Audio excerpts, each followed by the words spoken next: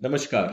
वास्तु अभिषेक में आपका स्वागत है और आज की जो ये वीडियो है, इस वीडियो से आपके मन में वास्तु से जुड़े जितने भी सवाल हैं, उन सभी के जवाब आपको मिलने वाले हैं क्योंकि आज की इस वीडियो में जो आपने मेरी वीडियोज़ के नीचे कमेंट्स में अपने सवाल पूछे हैं, मैं उन सभी का जवाब आपको देने वाला हूँ। तो बिना टाइम वेस्ट करते हुए हम सीधा सवाल-जवाब का सिलसिला शुरू करते हैं। सबसे पहला जो कमेंट मैं देख पा रहा हूँ, मेरा लैपटॉप मेरे सामने है और मैंने उसके अंदर आपके सारे जितने भी सवाल हैं उनको अपने सामने ओपन किया हुआ है। तो जो सबसे पहला कमेंट है वो दीपक जी का कमेंट है। दीपक जी पूछ रहे हैं कि नॉर्थ ईस्ट में अगर टॉयलेट हो तो हमें कौन से कलर की जो टेप है उसको लगाना चाहिए?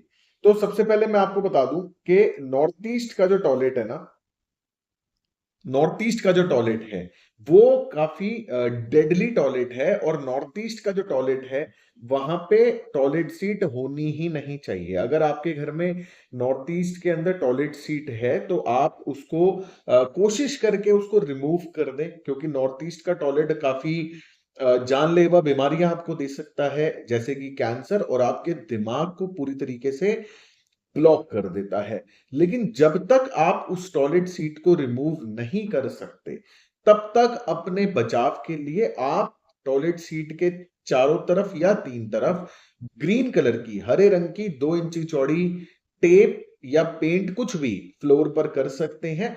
अगर इंडियन सीट है तो चारों तरफ ग्रीन कलर की टेप लगाएं, वेस्टर्न सीट है तो 3 तरफ भी चलेगी और अगर आपकी वॉल माउंटेड सीट है तो भी आपको जो टेप है वो फ्लोर पर ही आपको लगानी है। अगले कमेंट की ओर बढ़ते हैं। एक कमेंट है तुषार जी का कि जो आप रेमेडीज बताते हो ये पूरे घर के हिसाब से लागू होती हैं या हम इनको अपने पर्सनल कमरों में भी लगा सकते हैं। देखो क्या होता है, आप जिस घर में रहते हो ना उसका एक पर्टिकुलर ब्रह्म स्थान कैलकुलेट किया जाता है जिसको हम लोग सेंटर ऑफ हाउस भी बोलते हैं। ठीक है, जब आप ब्रह्म स्थान कैलकुलेट करते हो, सेंटर कैलकुलेट करते हो, तो उसी सेंटर को ध्यान में रखते हुए आपने घर के ऊपर 16 दिशाओं को मार्क करना होता है। जो चैनल पर मेरा फ्री वास्तु कोर्स अवेलेबल है उसमें आप इजीली देख सकते हो, सीख सकते हो कि किस प्रकार 16 दिशाओं को मार्क करना है।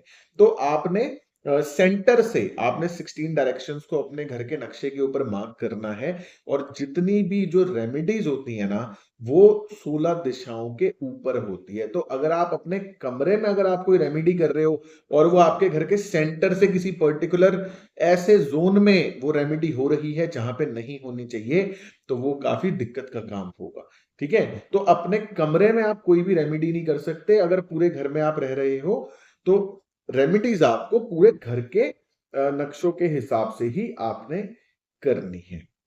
एक और सवाल है तुषार जी का कि इष्ट देव जो है उनकी फोटो हमें कौन सी दिशा में लगानी चाहिए? क्या हमें अपने इष्ट देव जो हैं उन्हें नॉर्थ ईस्ट में लगाना चाहिए? तो देखो, सबसे पहली चीज मैं आपको बता दूं कि नॉर्थ ईस्ट की जो दिशा है ना वो मंदिर के लिए होती ही नहीं। ये एक बहुत बड़ा मिथ है कि आप लोगों को अपना मंदिर जो है वो नॉर्थ ईस्ट में बनाना चाहिए। एक्चुअली में एक मिथ है। अगर आपको लगता है कि ये बात मैं बोल रहा हूं तो आप एक काम कर सकते हो। आप सिर्फ हिंदुस्तान के जो प्राचीन और जो सबसे बड़े बड़े मंदिर हैं, आप सिर्फ और सिर्फ उन मंदिरों में जाके या गूगल से, आप गूगल मैप से, गूगल अर्थ से उन मंदिरों को अगर आप खोज के आप उसमें सिर्फ ये चेक कर लो ना कि जो ईश्वर की प्रतिमा है वो कौन सी दिशा में है, तो आपको पता चलेगा कि जितने भी बड़े प्राचीन मंदिर हैं, इच्छा पूर्ति मंदिर हैं, पावरफुल मंदिर हैं, उन सभी मंदिरों में जो ईश्वर की प्रतिमा है वो पश्चिम दिशा यानी वेस्ट की डायरेक्शन में लगी हुई है। तो अगर इन बड़े बड़े प्राचीन मंदिरों में अगर प्रतिमा पश्चिम में है तो हम क्यों नॉर्थ ईस्ट के पीछे भाग रहे हैं? क्या जरूरत है हमें अपने घर में नॉर्थ ईस्ट में मंदिर बनाने की? क्यों ना हम भी वेस्ट की डायरेक्शन में, पश्चिम की डायरेक्शन में ईश्वर की प्रतिमा बनाएं।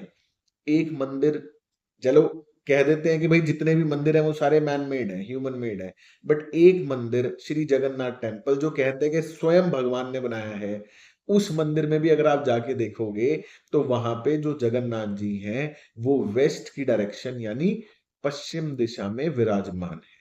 काफी सारे मंदिरों के नाम मैं आपको बता देता हूँ। सबसे पहले श्री तिरुपति बालाजी मंदिर, है ना, धरती का सबसे बड़ा इच्छा पूर्ति मंदिर कहा जाता है। उसके बाद पद्मनाभ स्वामी टेम्पल, धरती का मोस्ट रिचेस्ट मंदिर है श्री पद्मनाभ स्वामी टेम्पल। उसके बाद मुंबई में श्री सिद्धि विनायक मंदिर, फिर साई बाबा मंदिर, फिर जगन्नाथ टेम्पल, जगन्नाथपुरी। ठीक है, तो जितने भी ये मंदिर है ना, इसमें भगवान स्वयं ही जो है वो पश्चिम दिशा में बैठे हैं। तो आप भी अगर अपने घरों में वेस्ट की डायरेक्शन में पश्चिम में अगर आप अपना मंदिर बनाते हैं तो ये आपको बहुत ही ज्यादा लाभकारी फल देगा। अब बात करते हैं इष्ट देव की। तो जो आपके इष्ट देव हैं, कुल देवी हैं, कुल देवता हैं, ये आपकी लाइफ में सबसे बड़ा रोल प्ले करते हैं। क्योंकि क्या होता है, एक गुजरात में ना एक कहावत है कि माँ को हमेशा मौसी से पहले रखते हैं। ठीक है, घर में माँ हो तो मौसी मौसी चिल्लाने की जरूरत नहीं है। तो जो आपकी कुल देवी है ना, वो आपको सबसे जल्दी और सबसे तेज, मतलब बहुत स्पीडी आप उनसे कनेक्ट होते हो। आपकी इच्छाएं सबसे पहले आपकी कुल देवी या कुल देवता के दरबार में सुनी जाती हैं और पूरी होती हैं। तो कुल देवी और कुल देवता जो है उनकी भी आइडियल दिशा जो है वो वेस्ट की डायरेक्शन है।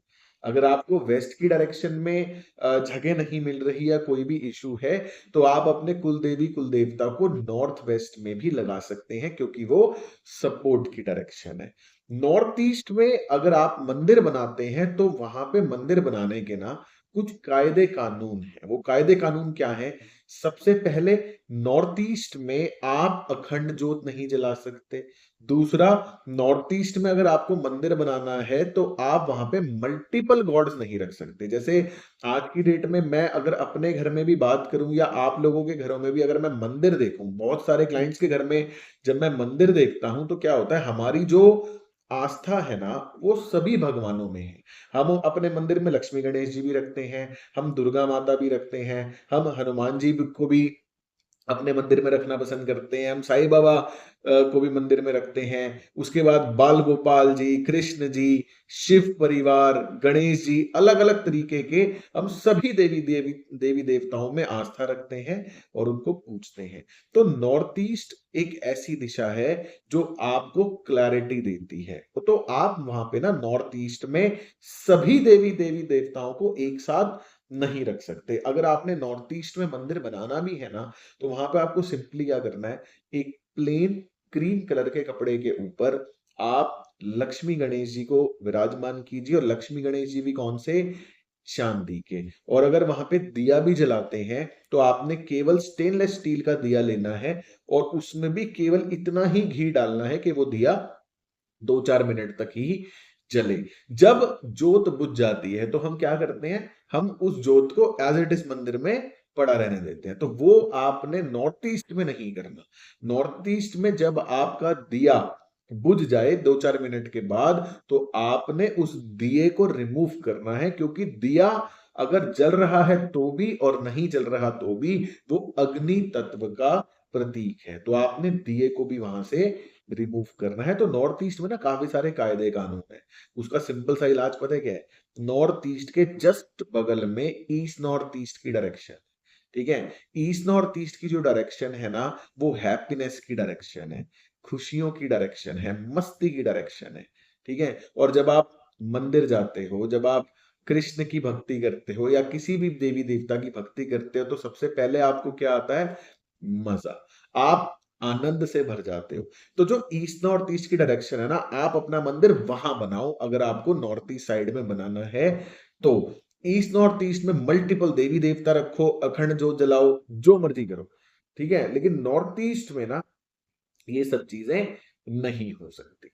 एक क्वेश्चन है, एक और क्वेश्चन है कि जी मैंने एक वीडियो डाली थी कि जो नॉर्थ ईस्ट की एंट्रेंस होती है वो बहुत ही ज्यादा पावरफुल एंट्रेंस होती है, लेकिन यूट्यूब पे बहुत सारी वीडियोस फ्लडेड हैं कि नॉर्थ ईस्ट की एंट्री जो है वो लोन देती है।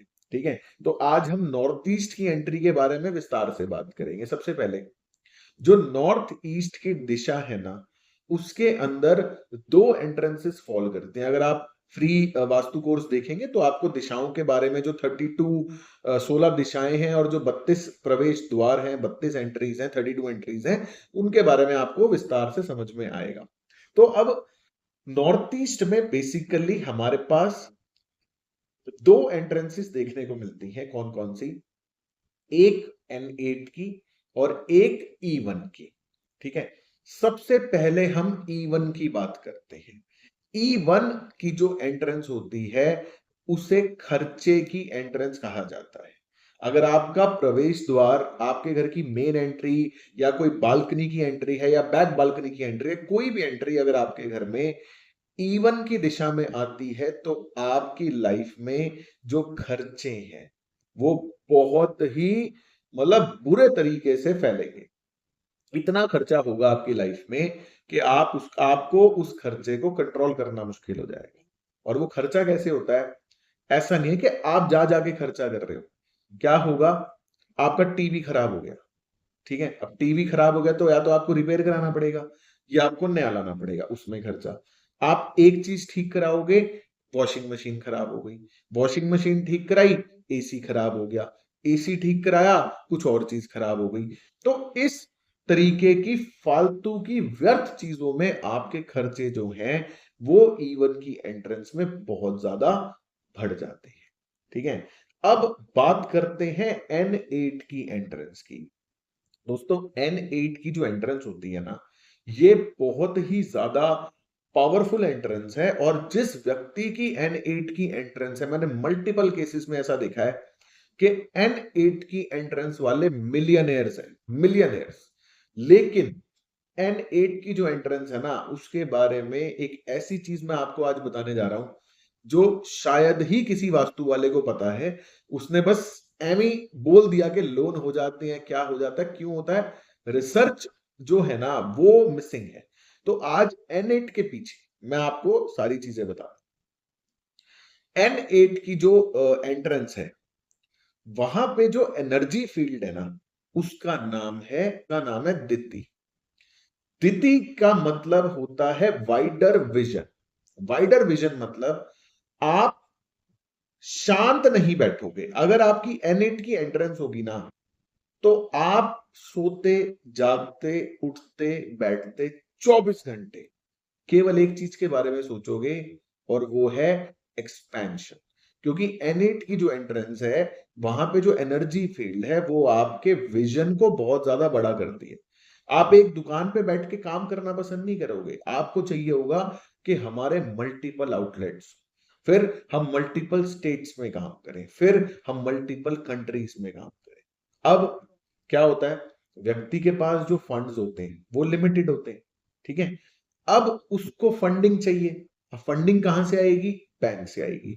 तो व्यक्ति क्या करता है, एक्सपेंशन करने के लिए व्यक्ति बैंक से लोन लेता है। एक्चुअली में लोन लेना कोई बुरी बात नहीं है। आज की डेट में जो हमारे देश के रिचेस्ट मैन हैं, श्री मुकेश अंबानी जी, उनसे ज्यादा लोन तो किसी के पास होगा ही नहीं ना।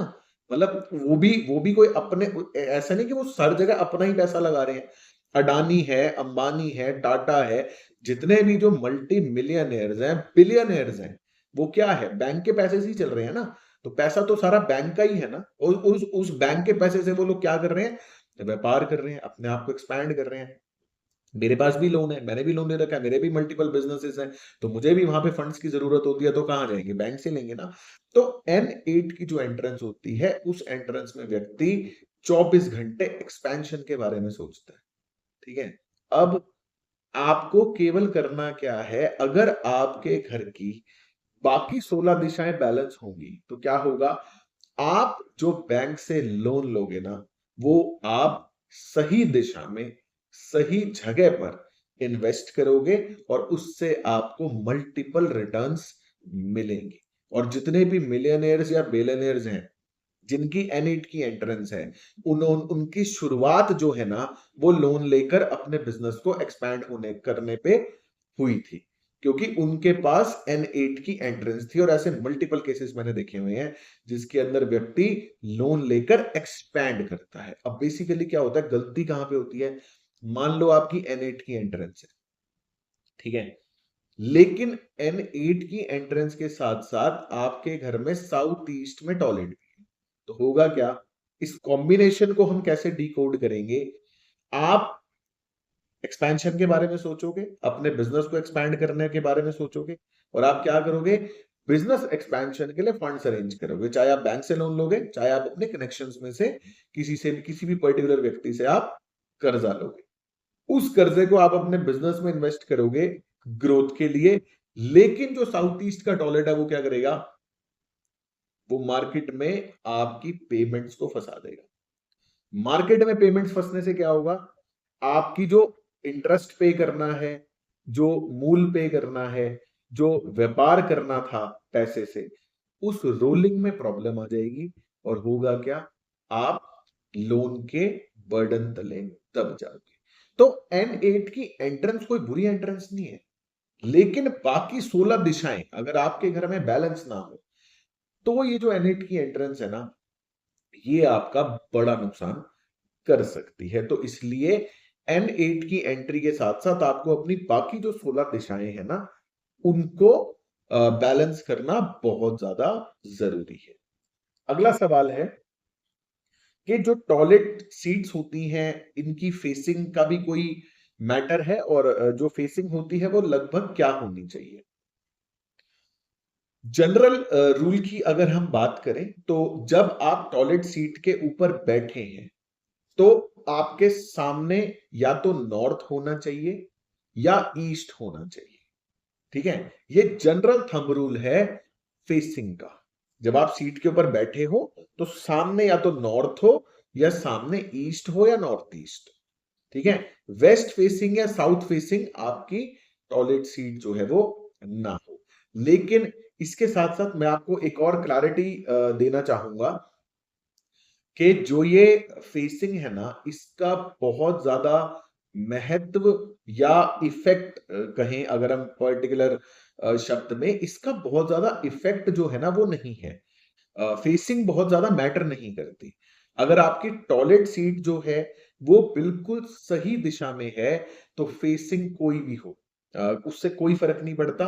और सीट का सही दिशा में, सही जोन में होना बहुत जरूरी। एग्जाम्पल के तौर पे, अगर आपकी टॉयलेट सीट साउथ वेस्ट में है और फेसिंग नॉर्थ या ईस्ट में है तो तलाक होने से कोई नहीं रोक सकता। रिलेशनशिप डिस्प्यूट्स होंगे ही होंगे। और अगर साउथ साउथ वेस्ट में आपकी टॉयलेट सीट वेस्ट फेसिंग है तो उससे कोई खास फर्क नहीं पड़ेगा, क्योंकि टॉयलेट अपने आइडियल जोन में है। ठीक है, तो फेसिंग बहुत ज्यादा मैटर नहीं करती। बहुत सारे लोगों के क्वेश्चंस आते हैं, बहुत सारे लोगों के सवाल हैं कि ये E2 क्या होता है, W2 क्या होता है। एक वीडियो मैंने डाली थी कि W2 में कुछ भी रख दो, पूरी कायनात लग जाएगी, तुमसे अलग नहीं हो पाओगे, है ना। दवाइयां रख सकते हो आप तो दवाइयां यूज नहीं होंगी, बची रहेंगी। बेसिकली W2 इज बचत की डायरेक्शन। अपनी फैमिली फोटोग्राफ्स लगा दोगे तो रिश्ते बचे रहेंगे, दवाइयां रख दोगे तो दवाइयां बची रहेंगी, है ना। प्रॉपर्टी के पेपर्स रख दोगे तो प्रॉपर्टी बची रहेगी, पैसा रख दोगे तो पैसा बचा रहेगा, ज्वेलरी रख दोगे तो ज्वेलरी बची रहेगी। अब बहुत सारे लोग पूछ रहे हैं भाई ये W2 है क्या? बोल तो दिया, W2 ढूंढे कहां पे? W2 की जो डायरेक्शन है वो आपके घर में वेस्ट ऑफ साउथ वेस्ट में लेफ्ट की तरफ, यानी वेस्ट साउथ वेस्ट में साउथ वेस्ट की तरफ W2 फॉल करता है। ठीक है, तो वहां पे आप लोग बेसिकली सिंपल सा है, फ्री वास्तु कोर्स है चैनल पे, उस पे जाइए, वहां पे चक्रे की सारी डिटेल है, सारी एंट्रेंसेज हैं, W2 E2 E3 सब मेंशन्ड है। आप आराम से देखो और समझो कि आपके घर में W2 जो है वो कहाँ पे है। बहुत सारे लोगों के सवाल है कि जो टॉयलेट सीट में जो ट्रीटमेंट होता है उसमें आप टेप बोलते हैं, तो क्या हम पेंट कर सकते हैं, क्या हम उस पर्टिकुलर कलर की टाइल लगा सकते हैं? तो आप बिल्कुल लगा सकते हो। आप अपना टॉयलेट सीट के नीचे मैट भी रख सकते हो। जैसे आपकी मान लो वॉल हैंगिंग टॉयलेट सीट है, उसके नीचे जगह होती है, मान लो आपने ग्रीन टेप लगानी है तो आप ग्रीन कलर का मैट उसके नीचे बिछा दो, वो भी ओके है, वो भी पूरी तरह काम करेगा। उसके अलावा आपको टेप लगानी है, आपको पेंट का टेप कई बार क्या होता है पानी से ना निकल जाती है, तो इसलिए टेप फिजिबल नहीं है, तो आप पेंट कर सकते हो, नहीं तो स्ट्रिप टेक्निक होती है, मेटल की स्ट्रिप्स जो हैं वो आप लगा सकते हैं, वो भी ओके है।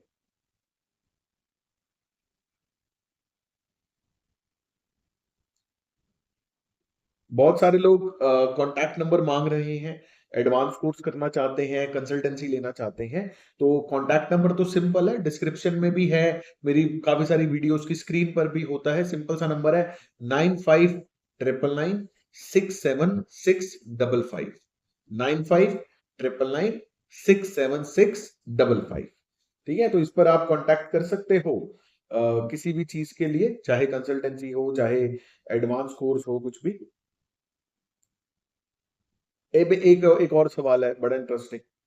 जैसे बड़े प्लॉट होते हैं, मान लो 1000 गज का प्लॉट है या 500 गज का प्लॉट है, पूरे प्लॉट के ऊपर तो सरकार कंस्ट्रक्शन अलाउ नहीं करती, आपको ओपन एरियाज छोड़ने होते हैं। तो कई सारे लोग क्वेश्चन पूछते हैं कि जी हम सेंटर कैसे लें, हम कंस्ट्रक्टेड एरिया का सेंटर लें या हम प्लॉट का सेंटर लें। तो उसके लिए ना देखो एक सिंपल सा थंब रूल है, जब आप ग्राउंड फ्लोर के ऊपर वर्किंग कर रहे हो ना, तो आपने दो सेंटर लेने हैं, एक पूरे प्लॉट का सेंटर आपने लेना है, एक आपने केवल कंस्ट्रक्टेड एरिया का सेंटर लेना है। जहां आपके सिम्टम मैच हो रहे हैं उस सेंटर को आपने फॉलो करना है, उस सेंटर को आपने मानना है। ठीक है, लेकिन ये ना इतना आसान नहीं है, इसके लिए मतलब मेरी रिकमेंडेशन है कि आप या तो आप किसी एक्सपर्ट की गाइडेंस लें या फिर आप खुद एडवांस कोर्स में ये चीज को सीखें, क्योंकि क्या है ना ये हर चीज इतना आसानी से मतलब सीखी नहीं जा सकती। तो वैसे मैं आपको बेसिक थंब रूल बता दिया कि ग्राउंड फ्लोर पर आप पूरे प्लॉट का सेंटर भी लोगे, कंस्ट्रक्टेड का भी सेंटर लोगे, पूरे प्लॉट के सेंटर से प्लॉट की एंट्री देख लो, सेप्टिक टैंक की लोकेशन देख लो, बोरिंग की लोकेशन देख लो, और एरियाज देख लो, और कंस्ट्रक्टेड से कंस्ट्रक्टेड का देख लो। फर्स्ट फ्लोर ऑनवर्ड्स आपने केवल बिल्टअप एरिया का सेंटर जो है आपने वो लेना है। तो बाकी चीजें तो इजी हैं।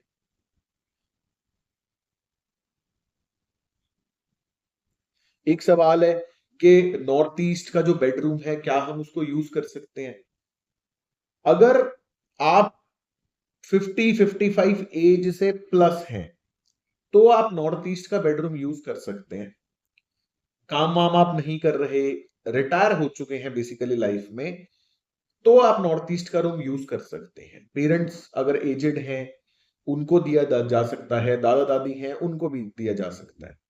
लेकिन अगर कोई न्यूली मैरिड कपल है या शादी को 5-7 साल 10 साल हुए हैं, या फिर छोटा बच्चा है, छोटा बच्चा इन द सेंस 10 साल से लेकर 18-19 साल तक का बच्चा है, तो इस एज ग्रुप के लोगों को किसी भी सूरत में नॉर्थ ईस्ट का बेडरूम आपने नहीं देना।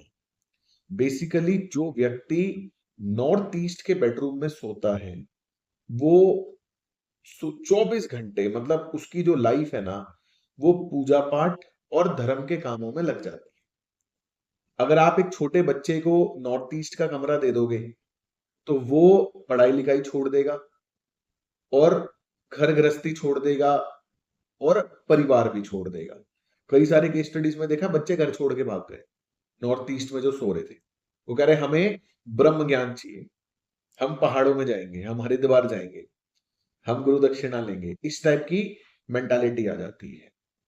दूसरा, नॉर्थ ईस्ट का जो कमरा है वहां पे सोने से ना पाप और पुण्य ये फीलिंग बड़ी आती है कि पाप नहीं करना, और हमारे समाज में फिजिकल रिलेशंस बनाना उसे पाप की नजर से देखा जाता है। तो अगर कोई मैरिड कपल नॉर्थ ईस्ट में सो रहा है तो उनके बीच में इंटीमेसी और फिजिकल रिलेशंस जो है वो बिल्कुल जीरो हो जाएंगे, और ऐसा होने से क्या होगा, उनके रिश्ते खराब होने शुरू होंगे और एक पॉइंट ऐसा आएगा कि वो एक दूसरे से अलग अलग हो जाएंगे। ठीक है, तो इसलिए नॉर्थ ईस्ट में ना खाली जो एजेड लोग हैं वो लोग सोए तो चलता है, लेकिन बच्चे, न्यूली मैरिड कपल्स और वो सब जो है वो नहीं होने चाहिए। एक कमेंट है कि जो हमारे घरों में प्लांट्स होते हैं उनको कहाँ पे रखना चाहिए। मैंने एक वीडियो बनाई हुई है लकी प्लांट्स फॉर होम करके, बहुत ही उसमें मैंने बहुत ब्रीफली एक्सप्लेन किया हुआ है कि आपको अपने घर में प्लांट्स कहाँ रखने हैं, कहाँ नहीं रखने। मैं आपको प्लांट्स के बारे में बता देता हूँ। नॉर्थ की दिशा से लेकर अगर आप क्लॉकवाइज बनाओगे ना, जैसे एक जो चक्र है, वास्तु जो चक्र है, उसको दो भागों में बीच में से काट दो। इधर का एरिया ईस्टर्न साइड का हो गया यानी नॉर्थ से लेकर साउथ तक का, और इधर का एरिया वेस्टर्न साइड का हो गया यानी साउथ से लेकर नॉर्थ तक का। तो जो राइट वाला पोर्शन है ना, नॉर्थ से लेकर साउथ तक, यहां पर आप जितने मर्जी प्लांट रखो, कोई इशू नहीं है। लेकिन जो वेस्टर्न साइड का एरिया है ना, वहां पर आप किसी भी सूरत में प्लांट्स नहीं लगा सकते, क्योंकि अगर हम साइकिल ऑफ क्रिएशन और साइकिल ऑफ डिस्ट्रक्शन, जो 5 एलिमेंट्स की जो साइकिल है, अगर हम उसकी बात करें ना, तो क्या होता है, प्लांट्स जो होते हैं पंच तत्वों के आधार पर, पेड़ पौधे, प्लांट्स एयर एलिमेंट को रिप्रेजेंट करते हैं। और एयर एलिमेंट जो है उसकी अर्थ एलिमेंट और स्पेस एलिमेंट से दुश्मनी है। तो साउथ का जो इधर वाला एरिया है ना, वेस्टर्न साइड का, वहां पे दिशाएं कौन सी शुरू होती हैं? साउथ साउथ वेस्ट जो कि अर्थ एलिमेंट है, साउथ वेस्ट जो कि अर्थ एलिमेंट है, फिर वेस्ट साउथ वेस्ट से लेकर सभी स्पेस एलिमेंट है। तो यहाँ पे किसी भी सूरत में प्लांट्स आपके ना हो। एक और इसी में ही एडेड क्वेश्चन है कि क्या हम घर पे, जो आपने दिशाएं वर्जित बताई हैं, वेस्टर्न दिशाएं जो आपने मना किया है प्लांट्स रखने के लिए, क्या यहाँ पे आर्टिफिशियल प्लांट्स रख सकते हैं? आप आर्टिफिशियल प्लांट रखो, आप असली प्लांट रखो, दोनों का इफेक्ट जो है वो 100% सेम है। जैसे मान लो मैं बताता हूं कि नॉर्थ ईस्ट में झरने की फोटो लगाओ, तो लाइफ में अपॉर्चुनिटीज आनी शुरू हो जाएंगी। तो आप असली का झरना थोड़ी लगा रहे हो, आप तो एक फोटो लगा रहे हो ना, जो एक इफेक्ट को क्रिएट कर रही है। तो प्लांट्स आप आर्टिफिशियल रखो या ओरिजिनल रखो, इफेक्ट तो उनका सेम ही आना है ना। एक और क्वेश्चन है कि जी, जिस जो हमारा बेडरूम है, हमने घर में थोड़ा वास्तु के हिसाब से चेंजेस करे थे, अपार्टमेंट में रहते हैं, तो जो हमारा बेडरूम है उसके ऊपर, पहले मतलब जहां पे उनका अभी बेड लगा हुआ है वहां पे रसोई घर था। तो किसी ने उनको बताया कि रसोई घर ये अच्छा नहीं है यहाँ पे, उसको चाहिए, तो उन्होंने अपने घर में एक वास्तु एक्सपर्ट की सलाह लेके चेंजेस किए। क्वेश्चन ये है कि जो हमारा बेडरूम है उसके ऊपर दूसरे फ्लैट ओनर की किचन है, तो क्या ये हमें इफेक्ट करेगा? नहीं करेगा, क्योंकि समुद्र मंथन के जब क्या बोलते हैं, समुद्र मंथन नहीं, सॉरी, जब ये भगवान शिव और अंधकसुर के बीच में युद्ध हुआ और उससे जो वास्तु पुरुष की उत्पत्ति हुई थी, तो ब्रह्मदेव ने क्या किया था, वास्तु पुरुष को चार दीवारी में बांध दिया था। ठीक है, तो चार दीवारी में बांधने का मतलब क्या है, जो आपके घर की आउटर पेरिफेरी है, आपको केवल उसका इफेक्ट आएगा। उसके नीचे क्या है, उसके ऊपर क्या है, उसके दाएं बाएं आगे पीछे क्या है, उससे आपको कोई लेना देना नहीं है। आपको सिर्फ अपनी जमीन को ठीक रखना है। तो आपके ऊपर किचन है, टॉयलेट है, उससे किसी प्रकार का कोई फर्क नहीं पड़ता। आप सिर्फ अपने फ्लोर लेवल पे अपने वास्तु को ठीक करेंगे, और आपको केवल आपके फ्लोर लेवल का वास्तु जो है, वो भी जो आपने चार दीवारी में बांध रखा है, केवल वो इफेक्ट देगा। उसके अलावा किसी प्रकार का कोई इफेक्ट जो है वो आपको नहीं आएगा।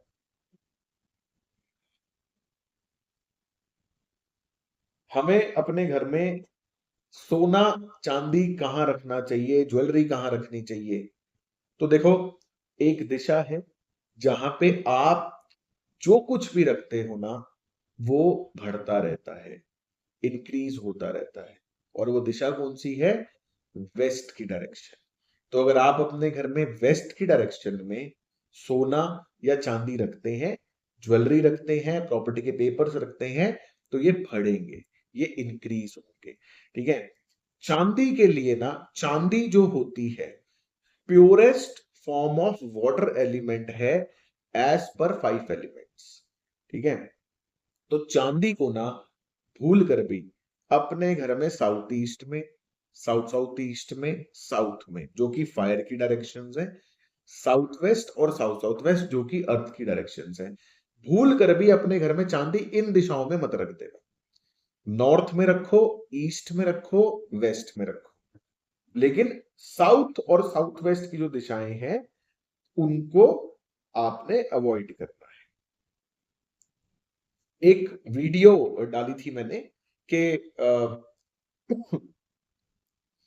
अगर आप अपने घर में, जो आपके घर में टॉयलेट सीट है, अगर आप उसकी लिड को बंद रखते हैं तो उसके जो इफेक्ट्स हैं वो काफी हद तक कट जाते हैं।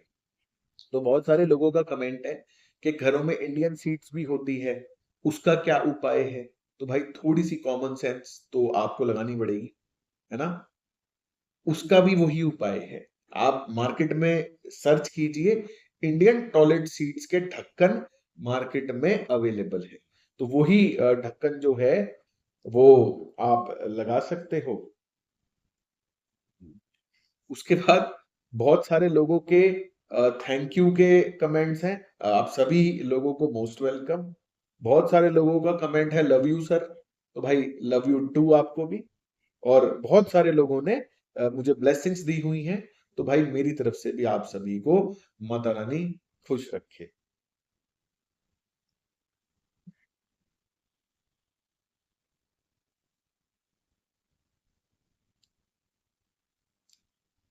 एक सेकेंड।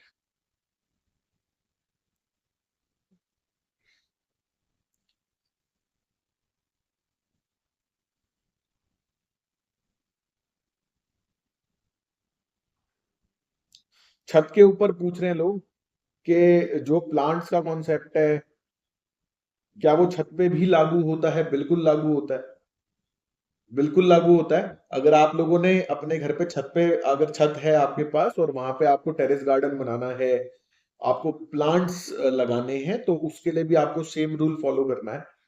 आप नॉर्थ में लगाओ, आप ईस्ट में लगाओ, आप साउथ में लगाओ। वेस्ट और साउथ वेस्ट की जो दिशा है वहां पे आपको किसी भी सूरत में प्लांट्स नहीं लगाने, ठीक है?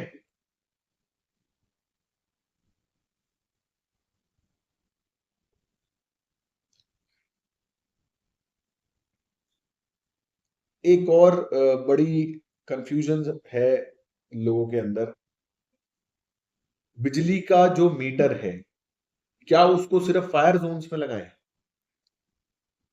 देखो, ऑब्जेक्ट की जब बात आती है ना, तो आप लोगों को ये देखना है कि जो ऑब्जेक्ट है या कोई भी एक्टिविटी है उसकी फंक्शनैलिटी क्या है। आपको सिर्फ ये नहीं देखना कि ये मतलब डरा रही है चीज, खतरनाक है तो फायर की हो गई, है ना? बिजली का मीटर क्या है बेसिकली? आपके घर पे जो सरकार से बिजली आ रही है, बिजली का मीटर केवल उसको मेजरमेंट कर रहा है, ठीक है? ताकि सरकार उस हिसाब से आपको बिल भेज सके। तो उसमें अग्नि जैसा कुछ नहीं है। बिजली का मीटर जो है वो जलाने का काम नहीं करता। तो बिजली के मीटर को जरूरी नहीं है कि आपने फायर की दिशाओं में ही लगाना है। जनरल तौर पे जो आपके घर की फेसिंग होती है ना, बिजली का मीटर आपके घर के या तो बाहर लगता है या अंदर आते ही कहीं भी लगता है। जो आपकी फेसिंग होती है आप उसको अपने हिसाब से नहीं लगा सकते, वो सरकार का काम है कि कहाँ लगेगा। जनरली फ्रंट में लगता है। तो बिजली का मीटर लगाने के लिए आपको 4 दिशाओं को अवॉइड करना है, बस। 16 में से 4 दिशाएं अवॉइड करके जो बची हुई 12 दिशाएं हैं उनमें से कहीं पर भी आप मीटर लगा सकते हो, कोई इशू नहीं है। 4 दिशाएं कौन सी हैं? सबसे पहले साउथ ऑफ साउथ वेस्ट, यानी कि डिस्पोजल की डायरेक्शन। उसके बाद वेस्ट ऑफ नॉर्थ वेस्ट, यानी कि डिप्रेशन की डायरेक्शन। उसके बाद ईस्ट ऑफ साउथ ईस्ट, यानी कि टेंशन, स्ट्रेस, एंजाइटी की डायरेक्शन। और चौथी नॉर्थ ईस्ट। इन 4 दिशाओं में आपको जो बिजली का मीटर है उसको आपने अवॉइड करना है। बाकी आप कहीं भी लगा सकते हो, कोई इशू नहीं। एक और क्वेश्चन है कि हमें अपने घर में जो इन्वर्टर है उसको कहाँ रखना चाहिए? तो इन्वर्टर भी आप अपनी फंक्शनैलिटी के हिसाब से कहीं भी प्लेस कर सकते हैं। इन्वर्टर में भी ना लोग क्या कंफ्यूज हो जाते हैं कि जो इन्वर्टर है ना, उसमें बैटरीज हैं, उसमें तेजाब है, तो वो फायर एलिमेंट का हो गया, वो अग्नि तत्व हो गया। इतना घबराना नहीं है। आपको सिर्फ और सिर्फ जो भी ऑब्जेक्ट आपने वास्तु के हिसाब से प्लेस करना है, केवल उसकी फंक्शनैलिटी देखनी है। ठीक है। अब इन्वर्टर बेसिकली क्या है? इन्वर्टर रिप्रेजेंट करता है बैकअप एंड सपोर्ट को। ठीक है। आपको पैसों का सपोर्ट चाहिए, आप साउथ ईस्ट में लगा दो, जब आपको जितने पैसे चाहिए होंगे मिल जाएंगे। आपकी लाइफ में अपॉर्चुनिटीज की दिक्कत है या आपको क्लाइंट्स का बैकअप चाहिए, तो आप अपने घर में नॉर्थ में लगा दो इन्वर्टर, एक के बाद एक क्लाइंट की लाइन लगी रहेगी। आपको गेन्स बढ़ाने हैं, आप अपने घर में वेस्ट में लगा दो। और अगर हम इन्वर्टर की आइडियल दिशा की बात करें कि कौन सी दिशा सबसे बढ़िया है इन्वर्टर लगाने के लिए, तो इन्वर्टर होता है backup and support, and vastu शास्त्र में जो सपोर्ट की डायरेक्शन है वो है नॉर्थ वेस्ट की डायरेक्शन। तो आप अगर नॉर्थ वेस्ट में अपने घर में इन्वर्टर लगाते हैं तो वो बहुत अच्छा है। हर तरीके से आपकी लाइफ में सपोर्ट सिस्टम जो है वो बना रहता है। आपको अपने माँ बाप का, भाई बहनों का, अपने एम्प्लॉयज का, सप्लायर का, पेमेंट का, हर चीज का सपोर्ट जो है ना, वो आपकी लाइफ में आपको मिलता रहता है।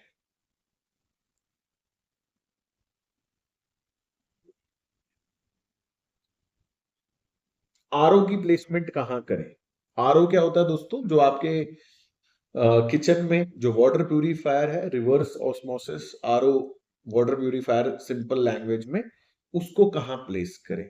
तो सबसे पहले वही चार दिशाएं, south south west, west north west, east south east, north east, ये चारों आपको अवॉइड करनी है नो आरओ की प्लेसमेंट के लिए। और अगर हम आरओ की बात करें, तो आरओ जो है ना वो हमें स्वच्छ पानी के साथ साथ, पानी तो देता ही है, बट उसकी उसको एक और चीज से रिलेटेड है। वो क्या है? आरओ का काम है पानी को फिल्टर करना। हमारे शरीर में ऐसा कौन सा ऑर्गन है जो पानी को फिल्टर करता है? किडनी। तो आरओ आपकी किडनी से संबंधित है। अगर आपने गलत दिशा में अपने घर में आरओ लगाया, तो किडनी से रिलेटेड इश्यूज आपको फेस करने पड़ सकते हैं। तो आरओ के लिए आप ईस्ट में लगाओ, ईस्ट नॉर्थ ईस्ट में लगाओ, वेस्ट में लगाओ, साउथ में लगाओ। लेकिन जो चार दिशाएं आपको मैंने बोला है, उनको आपने हर हाल में अवॉइड करना है। साउथ साउथ वेस्ट में अगर आरओ लग गया ना, तो आरओ तो खराब होगा ही, क्योंकि साउथ साउथ वेस्ट की डायरेक्शन डिस्पोजल की है। आरओ के साथ साथ जो किडनी है ना, वो भी खराब हो जाएगी। ठीक है। तो उस हिसाब से थोड़ा ध्यान से आप आरओ को लगा सकते हैं।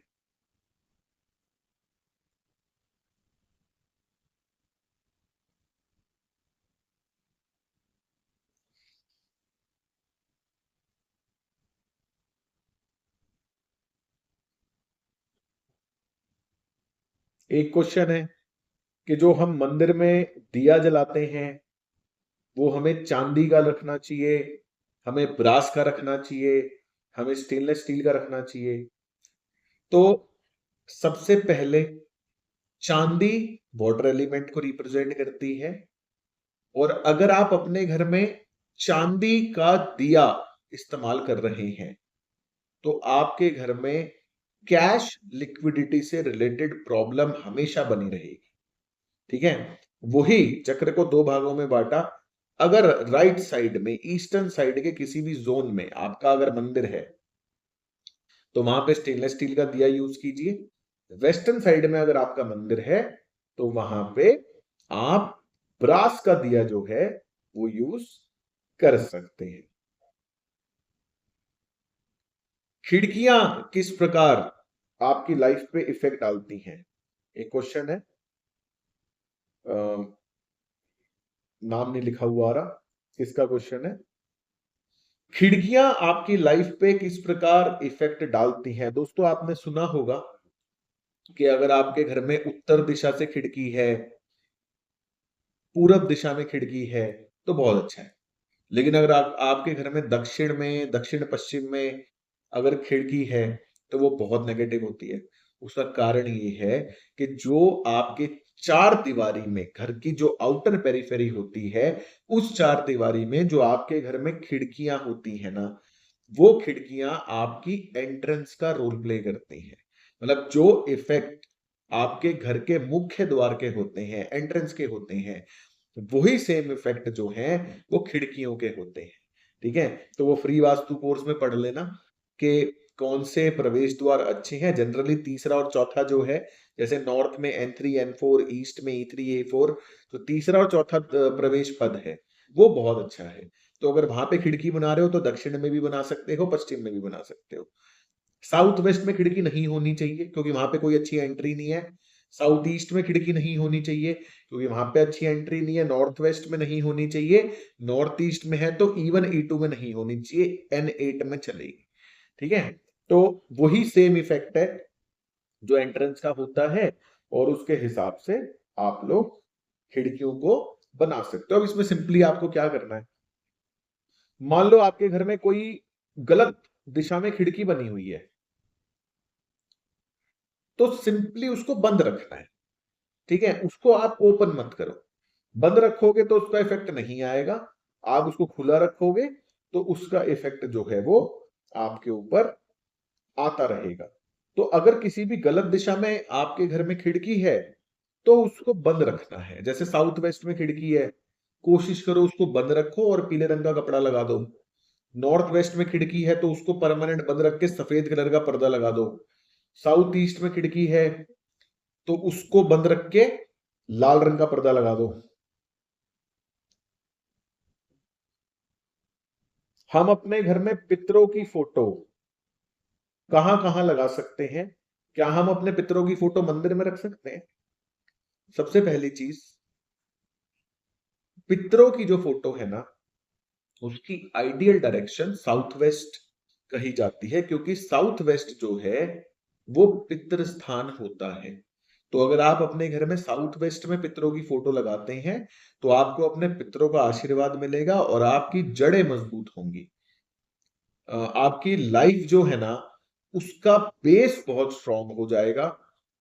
आप किसी भी काम को करने से पहले डरोगे नहीं। ठीक है, तो साउथ वेस्ट की जो डायरेक्शन है ना, ये बहुत बढ़िया है पितरों की फोटो लगाने के लिए। बाय चांस साउथ वेस्ट में अगर जगह नहीं है तो आप वेस्ट साउथ वेस्ट, वेस्ट और नॉर्थ वेस्ट, इनमें भी आप पितरों की फोटो लगा सकते हो। अगर आपके घर में नॉर्थ नॉर्थ ईस्ट में अगर पितरों की फोटो होगी तो किडनी खराब होने के चांसेस बहुत होते हैं क्योंकि जो पितरों की फोटो है ना, वो purest form of earth element है। तो आपके घर में नॉर्थ ईस्ट में, नॉर्थ नॉर्थ ईस्ट में यहां पर पितरों की फोटो नहीं होनी चाहिए। इस चीज का आप खास ध्यान रखिएगा। ईस्टर्न साइड में पितरों की फोटो होती है, हार्ट से रिलेटेड, कोलेस्ट्रॉल से रिलेटेड प्रॉब्लम्स आती हैं। साउथ ईस्ट में पितरों की फोटो होती है, पेमेंट नहीं आती। तो इसलिए पितरों की फोटो जो है ना, उसके लिए 3-4 जोन, मतलब मैं तो कहूंगा मेजरली 3 जोन। कौन कौन से? साउथ वेस्ट, वेस्ट और नॉर्थ वेस्ट। इसके अलावा कहीं पर भी आप पितरों की फोटो ना लगाएं। एक और क्वेश्चन है इसी से रिलेटेड कि फॉर एग्जांपल किसी घर में दादा चले गए लेकिन दादी है ना, तो क्या हम दादा की फोटो, जो हमारी फैमिली फोटोज हैं जिनके अंदर दादा भी हैं, क्या हम वो फोटोज लगा सकते हैं? तो आप नहीं लगा सकते क्योंकि क्या है, दादा पितृ हो गए। मान लो आपने अपने घर के ईस्ट में फैमिली फोटो लगाई हुई है और उसमें दादाजी भी हैं, तो वो फिर वहां पे अर्थ एलिमेंट का इफेक्ट आ जाएगा। तो आपको अलग से बनवानी पड़ेगी। आप दादाजी की फोटो साउथ वेस्ट में लगाओ, बाकी फैमिली फोटोज जो है वो आप अपने हिसाब से लगा सकते हो।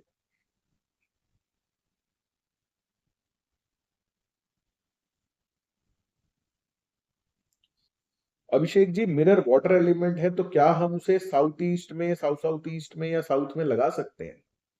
सबसे पहली चीज, मिरर वाटर एलिमेंट नहीं होता। ये एक बहुत बड़ा मिथ है। वीडियो चैनल पे है अबाउट मिरर, वीडियो का नाम बताऊं आपको? Vastu tips for mirrors, that's it. ये चैनल पे वीडियो का नाम है, आप उसको देखो आराम से। मिरर के बहुत सारे यूजेस हैं वास्तु में, ठीक है। और मिरर जो है वो वाटर एलिमेंट नहीं होता। हमारे टोटल 5 तत्व हैं, water, air, fire, earth and space, ठीक है। मैंने इस चीज पे बड़ी रिसर्च की कि यार ये मिरर जो है इसको वाटर एलिमेंट क्यों बोलते हैं।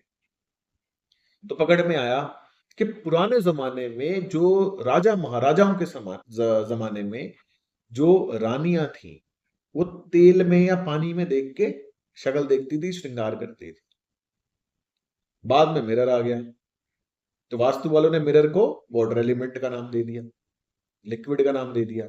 मैं कहा यार कोई जस्टिफिकेशन तो नहीं है। फिर मिरर को बनते हुए देखा, उसमें पानी वानी का इस्तेमाल होता है। मैंने कहा ना यार ऐसे नहीं। ऑब्जेक्ट कर क्या रहा है, ऑब्जेक्ट कौन सा एलिमेंट है, ये उसकी फंक्शनैलिटी डिसाइड करती है, ना कि उसकी प्रोसेसिंग, ठीक है। अब फंक्शनैलिटी क्या है मिरर की, अगर आप मिरर में अगर आप देखो तो मिरर क्या करेगा, जितना एरिया उसको दिखाई दे रहा है उतना ही वो पीछे एक्सपैंड कर देगा, है ना। कोई मिरर से झरना तो बहेगा नहीं, मिरर पानी देता नहीं है, कुछ मिरर में फ्लो नहीं होता। ऐसा नहीं है ना कि आप मिरर में देखो और आप ऐसे फ्लो होने लग जाओ, पिघल जाओ, ऐसा तो कुछ नहीं होता ना। जस्ट आप मिरर में जो मिरर में रिफ्लेक्शन होती है, मिरर एज इट इज उसको पीछे की तरफ एक्सपैंड कर देता है। तो मिरर क्या है, एक्सपेंशन। वास्तु में पंच तत्वों में एक्सपेंशन कौन से एलिमेंट को रिप्रेजेंट करती है, स्पेस एलिमेंट, ठीक है। तो आप मिरर को स्पेस एलिमेंट का बोल सकते हो कि भैया मिरर जो है वो स्पेस एलिमेंट है, लेकिन आप उसको वाटर एलिमेंट में कंसीडर नहीं कर सकते। आप अपने घरों में चेक कर लो, आपके घरों में लगे होंगे मिरर। भाई आप साउथ साउथ वेस्ट में अगर टॉयलेट बनाओगे तो मिरर तो लगेगा ना, वहां पे शीशा तो लगेगा। ऐसा तो नहीं है कि साउथ साउथ वेस्ट में मिरर टॉयलेट सीट लगा के और शीशा नॉर्थ में देखने जाओगे। तो मिरर जो है ना उसको पहली बात तो वाटर एलिमेंट में लेना ही नहीं। दूसरा, मिरर को इस्तेमाल करने के जो कायदे कानून हैं एज पर वास्तु, सिंपल शब्दों में मैं आपको बता देता हूं। एक, अगर आपके टॉयलेट में मिरर लगा है तो उसको इस प्रकार लगाएं कि आपकी जो टॉयलेट सीट है ना, टॉयलेट में जो टॉयलेट सीट है उसकी रिफ्लेक्शन मिरर में ना आए, ठीक है। क्योंकि मान लो आपने वास्तु के हिसाब से अपना घर बनाया, आपने साउथ साउथ वेस्ट में टॉयलेट सीट लगा दी, मिरर साउथ वेस्ट में कुछ इस प्रकार लगा दिया कि उस टॉयलेट सीट की रिफ्लेक्शन साउथ वेस्ट में आ रही है, तो वो मिरर साउथ साउथ वेस्ट के साथ साथ साउथ वेस्ट के भी इफेक्ट आपको देने लग जाएगा टॉयलेट के, और घर में रिलेशनशिप डिस्प्यूट्स अराइज हो जाएंगे, है ना। तो टॉयलेट में आप मिरर की प्लेसमेंट ऐसे करो कि उस मिरर के अंदर टॉयलेट सीट की रिफ्लेक्शन ना आए। बेडरूम में अगर आपके ड्रेसिंग टेबल है या कोई अलमारी है जिसके अंदर मिरर लगा हुआ है, उसकी प्लेसमेंट भी कुछ इस प्रकार होनी चाहिए कि आपका जो बेड है उसकी रिफ्लेक्शन उस मिरर में ना आए, ठीक है। तो ये थोड़ा सा थंब रूल है जो मिरर है उनको लेके।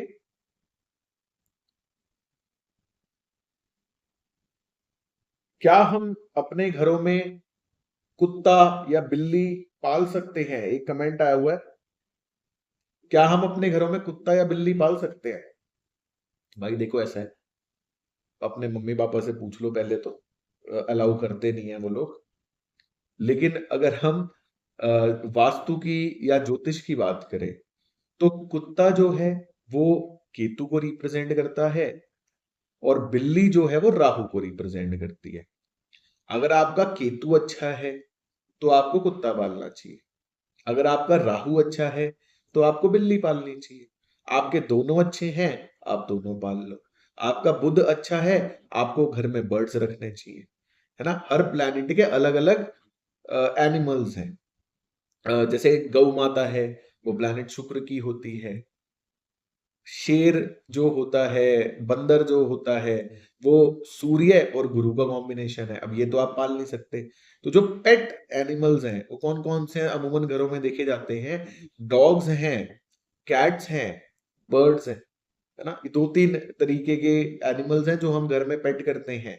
तो कुत्ता केतु को रिप्रेजेंट करता है, बिल्ली राहु को रिप्रेजेंट करती है, और बर्ड्स जो हैं वो बुध को रिप्रेजेंट करते हैं। आप एक काम करो, अ, अपना मोबाइल में ना एक कोई भी एस्ट्रोलॉजी, जैसे एस्ट्रोसेज करके एक ऐप है, आप उसको डाउनलोड कर लो, ठीक है। गूगल पे आप देख लेना, जो बीच में सबसे पहला ऊपर डब्बा है वो फर्स्ट हाउस होता है, फिर सेकंड थर्ड ऐसे ना हाउसेज हैं, टोटल 12 हाउसेज होते हैं। 12 हाउसेज होते हैं, उसमें आप अपना केपी चार्ट खोल लेना, एस्ट्रोसेज की ऐप में केपी चार्ट खोल लेना। उसमें आप सिंपली आप एक चीज देख लो, मैं आपको प्लेसमेंट्स बता देता हूं। अगर आपकी पत्री में केतु दूसरे घर में, चौथे घर में, सातवें घर में, 10वें घर में या 11वें घर में है, तो आप कुत्ता पाल सकते हो। आपके घर में राहु जो है वो 10वें घर में, दूसरे घर में, चौथे घर में या 7वें घर में है, तो आप बिल्ली पाल सकते हो। और अगर आपके घर में बुध 2, 4, 7, 10, 11 इनमें से किसी भी हाउस में है, तो आप घर में बर्ड्स पाल सकते हैं। फिश एक्वेरियम भी बहुत लोग रखना पसंद करते हैं अपने घर में। तो फिश एक्वेरियम जो है वो 12 नंबर राशि को रिप्रेजेंट करता है। हाउसेस पता चल जाएंगे आपको, उन हाउसेस के अंदर नंबर्स लिखे होते हैं, उनको राशि नंबर बोलते हैं, ठीक है। फर्स्ट हाउस में जरूरी नहीं है फर्स्ट नंबर लिखा है तो वो फर्स्ट हाउस हो गया, वो राशि नंबर है। हो सकता है आपके फर्स्ट हाउस में 2 लिखा हो सकता है आपके फर्स्ट हाउस में 7 लिखा हो। तो जो हाउसेस के अंदर नंबर्स लिखे हैं वो राशि नंबर है। थोड़ा सा गूगल पे आप करोगे, आपको आइडिया हो जाएगा हाउसेस और राशि नंबर क्या होते हैं। अब आपके पत्री में दूसरे, चौथे, 7वें, 10वें या 11वें भाव में अगर 12 नंबर लिखा है, तो आप फिश एक्वेरियम ले आओ, ठीक है। तो अपनी पत्री के हिसाब से आप जान सकते हो कि कौन से एनिमल्स, कौन से क्या आपको बेसिकली सूट करता है, उसके हिसाब से आप कर सकते हो।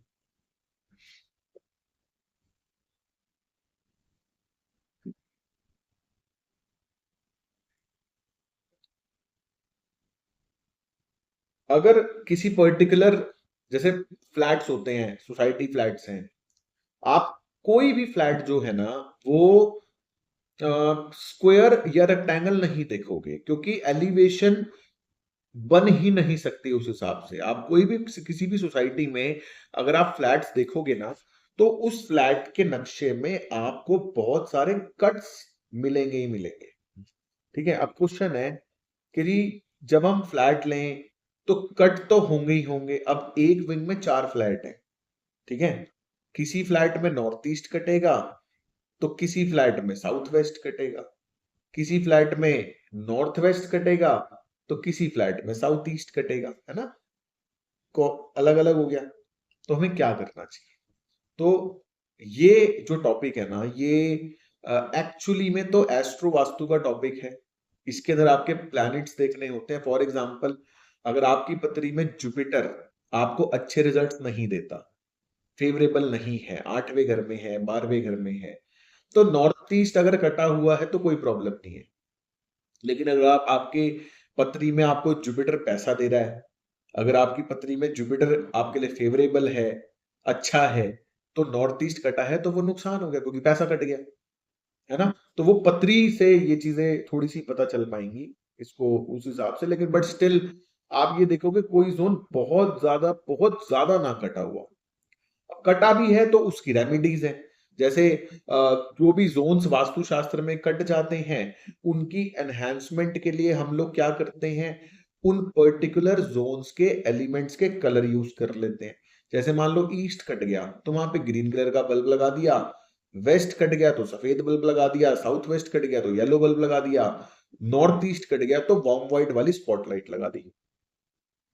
उस तरीके से वो चीजें बैलेंस हो जाती है। एक कमेंट है, सर पैसे नहीं आ रहे क्या करूं?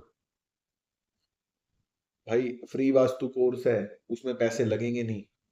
आप YouTube चैनल पे, वास्तु अभिषेक चैनल पे आप देख लो, प्लेलिस्ट होगी, 15-16 क्लासेस हैं उसमें, आराम से उसको देखो, अपने घर को बैलेंस करने की कोशिश करो, तो पैसे आ जाएंगे। तो दोस्तों, काफी सारे आपके कमेंट्स इस वीडियो में आंसर हो जाएंगे। आज की इस वीडियो को यहीं पे समाप्त करते हैं।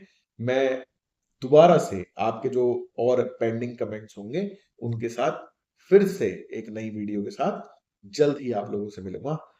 धन्यवाद।